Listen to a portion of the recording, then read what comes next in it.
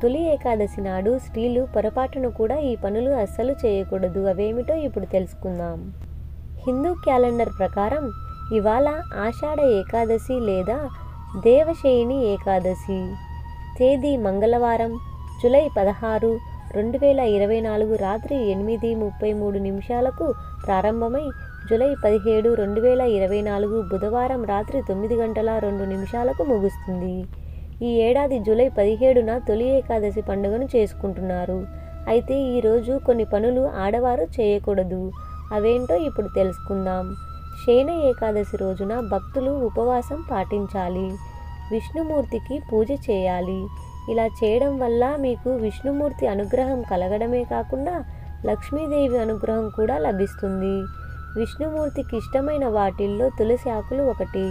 తులసి దళం సమర్పించకుండా విష్ణుమూర్తి పూజ పూర్తి కాదని భక్తుల విశ్వాసం. కాబట్టి శ్రీ మహావిష్ణువు దర్శనానికి వెళ్ళినా పూజలో ఖచ్చితంగా తులసి ఆకులు వాడాల్సిందే. ఇక ఈ తొలి ఏకాదశి రోజు తప్పకుండా ఉపవాసం ఉండాలి. ఆహారం అసలే ముట్టుకోవద్దు. ముఖ్యంగా బియ్యంతో తయారు చేసిన ఎలాంటి పదార్థాన్ని తినకూడదని పండితులు చెబుతున్నారు. ఉపవాసం ఉండలేని వారు పాలు పండ్లు తీసుకోవచ్చని పురాణాలు చెబుతున్నాయి. ఇక ఈరోజు మాంసం, ఉల్లి, వెల్లుల్లి తినకూడదు. ఎందుకంటే ఇవి మనసులోని ప్రతికూల ఆలోచనలకు దారితీస్తాయి. అలాంటి ఆలోచనలతో మనం ఆరాధనపై దృష్టి పెట్టలేకపోవచ్చు. తొలి ఏకాదశి రోజున పూజ చేసిన వారు బ్రహ్మచర్యం పాటించాలి. భక్తులు తమ శరీరం, మనసుపై నియంత్రణ ఉంచుకోవడం చాలా ముఖ్యం. ఈ రోజున వీరు విష్ణు మంత్రాలను పఠిస్తూ రోజంతా గడపడం వల్ల చాలా మంచి జరుగుతుంది. ఈ తొలి ఏకాదశి రోజు ఉపవాసం ఉన్నా లేకున్నా, పూజ చేసినా చేయకపోయినా దానం మాత్రం చేయాల్సిందే. బియ్యం, బట్టలు, డబ్బు, నీళ్లు ఇలా ఏదైనా దానం చేయవచ్చు. ఎందుకంటే దేవశయని ఏకాదశి రోజున ఇలాంటి పనులు చేస్తే గొప్ప పుణ్యఫలం లభిస్తుందని నమ్ముతారు. తొలి ఏకాదశి రోజున భక్తులు అన్నం తినకూడదు అంటే ఉపవాసం ఉండాలని అర్థం. పండ్లు, ఫలాలు తాగితే ఏం కాదు.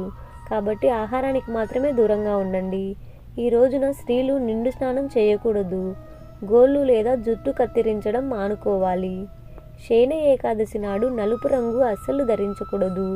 ఎరుపు లేదా పసుపు రంగు దుస్తులు ధరించి పూజలు చేయాలి. తొలి ఏకాదశి నాడు మీరు ఓం నమో భగవతే వాసుదేవాయ అనే మంత్రాన్ని పఠించాలి. ఈ మంత్రం మీకు ఏకాదశి ఫలితాన్ని అనుగ్రహిస్తుంది. ఏకాదశి రోజు భక్తి శ్రద్ధలతో పూజ చేసి ఉపవాసం పాటిస్తే విష్ణువు అనుగ్రహంతో పాటు లక్ష్మీ కటాక్షం కూడా దక్కుతుంది. అందుకే ఏకాదశి రోజున తప్పకుండా పైన చెప్పినవన్నీ పాటించాలి.